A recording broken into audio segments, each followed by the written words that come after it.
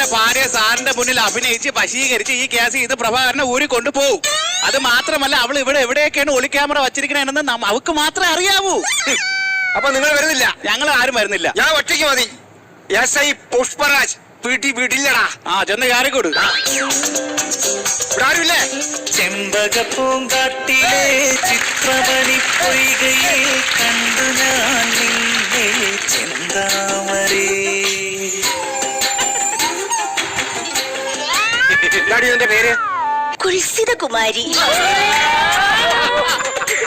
അതെന്താ ആറ്റിറ്റ്യൂഡാ സാറേ. ആറ്റിക്കളയും.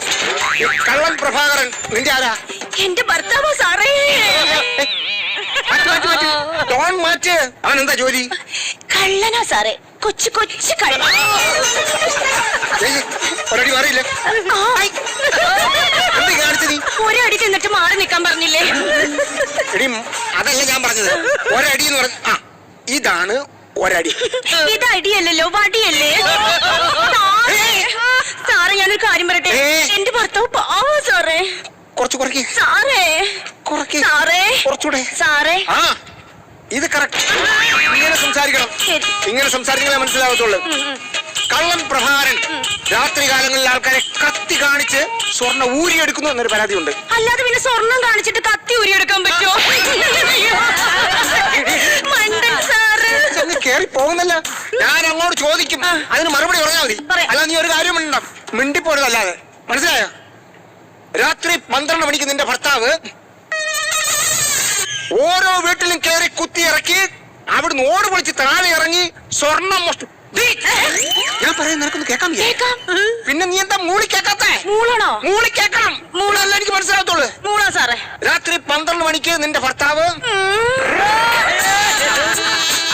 വീട് കുത്തി പൊളിച്ച് സ്വർണം മോഷ്ടിക്കുന്നു.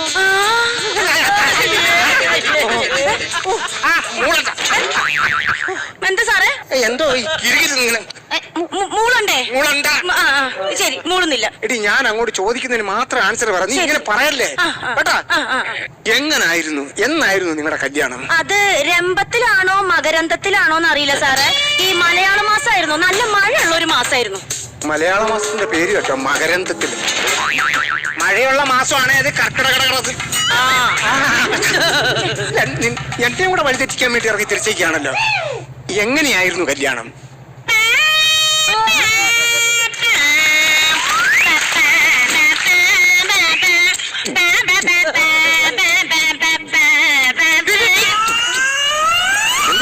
അല്ല, ഇങ്ങനെയൊക്കെയായിരുന്നു കല്യാണം.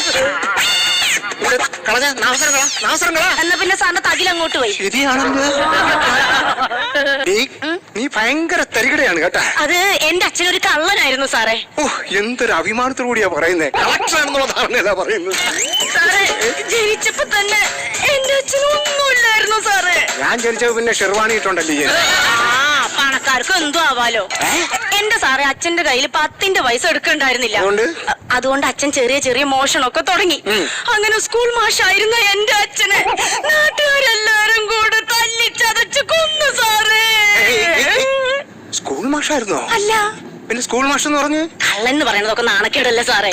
അപ്പൊ സ്കൂൾ മാഷാന്ന് എന്റെ കയ്യിൽ നിന്ന് ഞാൻ എടുത്തിട്ടതാ. നിങ്ങളുടെ ഈ ഒരു ആക്രിപ്പണി, ഈ ആക്രിപ്പണി കാരണം മനുഷ്യന് വെളിയിൽ ഇറങ്ങി നടക്കാൻ എന്തെങ്കിലും നാണക്കേടാന്നറിയോ? എല്ലാരും എന്നോട് ചോദിക്കാം ഭർത്താവിന് എന്തോ ജോലി എന്ന്. അവിടെ ആക്രി ഞാൻ ആദ്യം ഒന്നും പറയത്തില്ലായിരുന്നു, ബേക്കറി എന്നായിരുന്നു പറയുന്നത്. പിന്നെ എടുത്ത് ചോദിക്കുമ്പോൾ ആക്രി എന്ന് പറയുന്നത്. ഇപ്പോഴാണ് നാണക്കേട്. എടി, എന്റെ കല്യാണം ആലോചിച്ചോണ്ട് നിന്റെ വീട്ടിൽ എന്റെ ബ്രോക്കർ വരുമ്പോൾ ഈ ഡീറ്റെയിൽസ് എല്ലാം അവിടെ പറഞ്ഞല്ലേ? അന്ന് ഞാൻ ആക്രിയാണെന്ന് നിങ്ങൾക്ക് അറിയില്ലായിരുന്നു. ഇപ്പോഴാണോ നിനക്ക് നാണക്കേട്? ഞാനൊന്ന് പറഞ്ഞോട്ടെ, എന്റെ പൊന്നിയേട്ടാ, ബ്രോക്കർ വന്ന് പറഞ്ഞ എന്തോന്നറിയോ? സ്ക്രാപ്പ് ഡീലർ ആണെന്ന്. ഞാൻ വിചാരിച്ചാണ്ട് വലിയ ഉദ്യോഗസ്ഥനായി സ്ക്രാപ്പ് ഡീലർ എന്ന്. ആക്രിക്കാരനാണെന്ന് അറിഞ്ഞാൽ എനിക്ക് നിങ്ങളെ കെട്ടത്തില്ലായിരുന്നു. ആക്രിക്കാരനായിരുന്നു കെട്ടത്തില്ലായിരുന്നു. ചക്കരേ പൊന്നെ ഇവിടെ നിൽക്കല്ലേ ഞാൻ. ഓ, എന്റെ നാള് ഭരണി, അണ്ണന്റേത് മൂല. അണ്ണ ഭരണിയും മൂലവും ചേരൂലേ? എങ്ങനെ ചേരും? അച്ചാറല്ലേ ചേരണത്?